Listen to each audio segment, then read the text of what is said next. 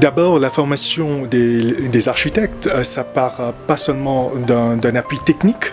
Nous pouvons aussi apporter toutes les solutions liées à la transformation des villes, d'un point de vue de planification même de la ville, les codes d'urbanisme, et comprendre quelles sont les parties des villes qui se développent et avec quel dynamisme. Et c'est intégrer tous ces paramètres de telle façon où on peut préparer un développement qui est contrôlé, contrôlable aussi et gérable, parce qu'on parle beaucoup de la gestion des villes, et c'est ce qu'il faut savoir, c'est que les villes doivent pouvoir aussi être autonomes. Donc c'est cette autogestion quelque part, c'est comment générer aussi des financements pour le développement de la ville, des constructions, mais aussi la maintenance de la ville. La maintenance, c'est à la fois physique des infrastructures, des bâtiments, mais aussi apporter des activités et les services à la population citadine.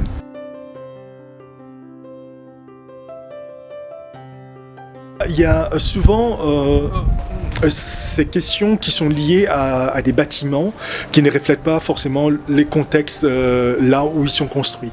Mais vous savez, sans rentrer dans les détails, il y a beaucoup d'enjeux qui expliqueraient pourquoi tel et tel bâtiment est construit de telle manière. Mais pour aller droit à la question que vous posez, c'est que nous pouvons réellement apporter aux élus.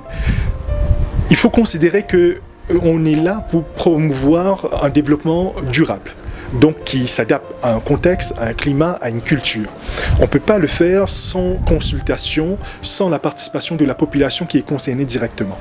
Alors, ce que nous faisons de plus en plus maintenant, parce qu'il y a une conscientisation par rapport à cela, c'est l'interaction donc avec la population, qui est directement concerné.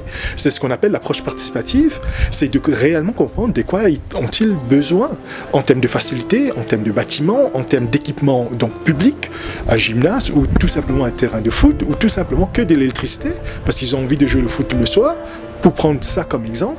Mais ça, c'est l'approche que nous adoptons. Alors, je pense que personnellement, il y a une nécessité pour les décideurs politiques, les élus, de comprendre que les architectes sont là pour apporter des solutions qui peuvent être des solutions de politique urbaine, pas de la politique partisane, mais de la politique urbaine pour comprendre l'espace, les gens et leurs attentes et transformer la perception, donc ces attentes, en réalité.